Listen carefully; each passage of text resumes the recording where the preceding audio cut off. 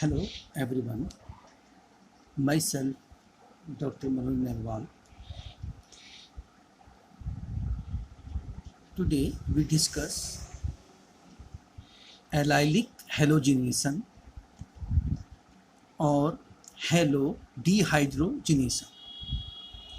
In addition to bromine, the allylic halogenation of alkenes or olefins can be carried out with N-bromosuccinimide in presence of carbon tetrachloride. What is the function of N-bromosuccinimide? Is the substitution at the allylic position. Here you can see in this example, when one propene or propylene react with NBS in the presence of CCl4 or peroxides, it forms allyl bromide and succinamide. When this happens, the reaction is known as Wolff-Ziegler bromination. What is the mechanism behind this?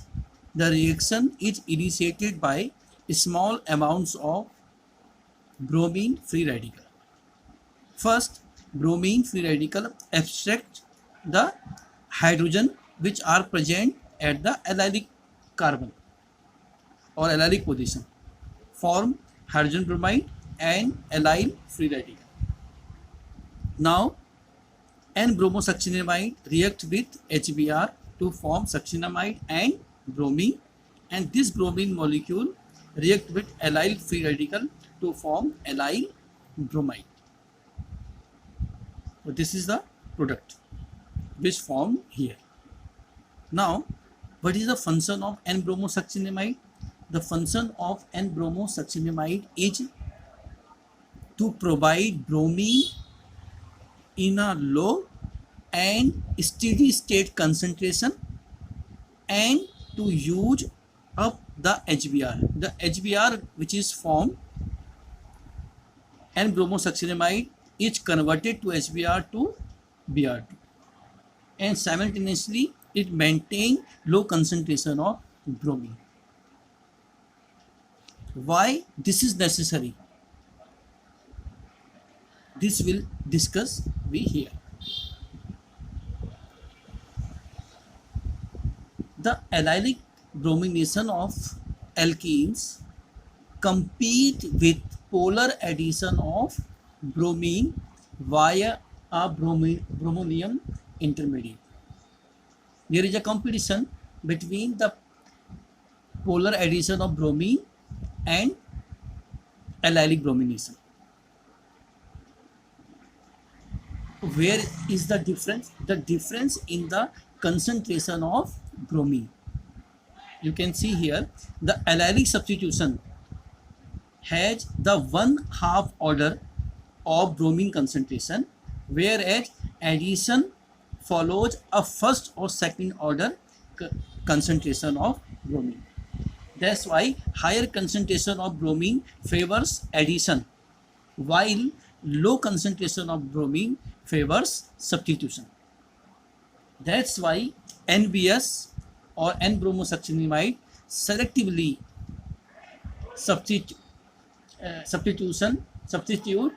allylic hydrogen to Br. That means or allyl bromine is formed.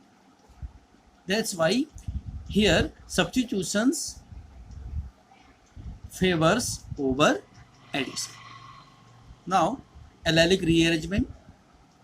Where allylic rearrangement takes place, the region or the explanation is where the allylic radical intermediate is unsymmetrical.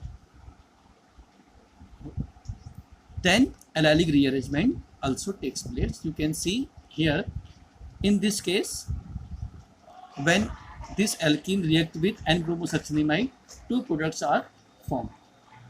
Why two products are formed? Because in the first step, where bromine free radical abstract the hydrogen present at allylic carbon, here the radical which formed this radical shows resonance. You can see the structure first and structure second.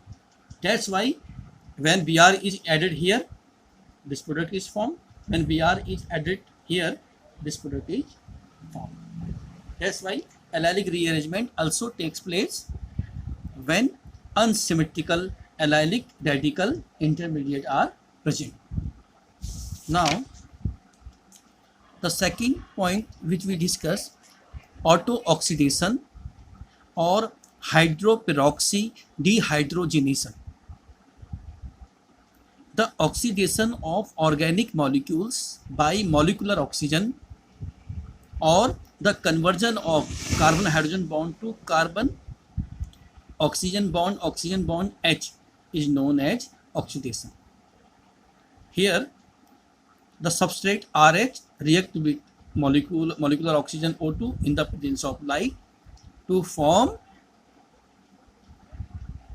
ROOH, that is hydroperoxide. What is the mechanism? The first step is initiation, in which an initiator or peroxide abstract hydrogen from the substrate molecule and form alkyl free radical. In the propagation step, this alkyl free radical react with oxygen O2 molecule to form alkyl peroxyl radical, and alkyl peroxyl radical react with substrate RH to form the desired product, and alkyl free radical. Because of the triplet character of molecular oxygen, the reaction is very fast. That's why the reaction is very fast. The alkyl peroxyl radical which is formed act as a chain carriers, and it is fairly selective. That's why the position that are electron rich or the position which the radicals that are stable are more susceptible to oxidation. That's why benzylic, allylic and tertiary positions are more susceptible to oxidation. These positions easily oxidize because of the radical formed here is more stable, or the position here are electron rich. Here the table we show here, you can see the relative reactivities of some aromatic hydrocarbons towards oxygen. These are the different substrates, and these are their relative rates with oxygen molecule, with molecular oxygen.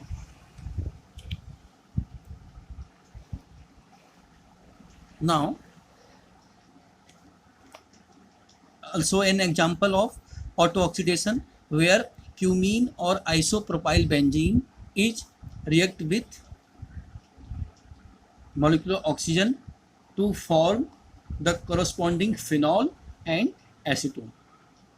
Simultaneously, tetraline react with oxygen to form tetraline hydroperoxide. These are the examples of auto-oxidation. Also, the functional group which stabilize the radical, which stabilize free radical, are also susceptible to oxidation.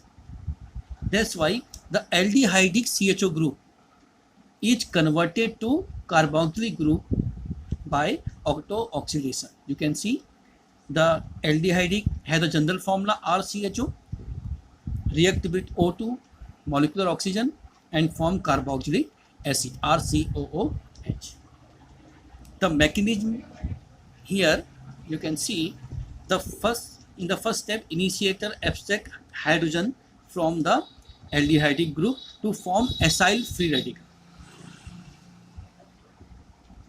These acyl free radical react with O2 to form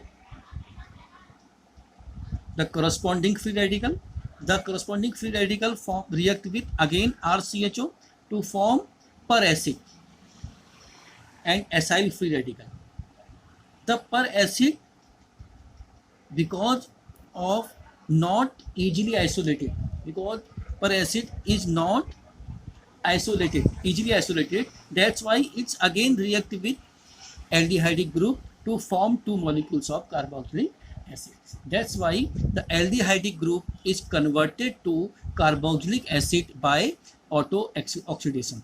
The last step is similar as we know the name reaction, Baeyer-Villiger oxidation.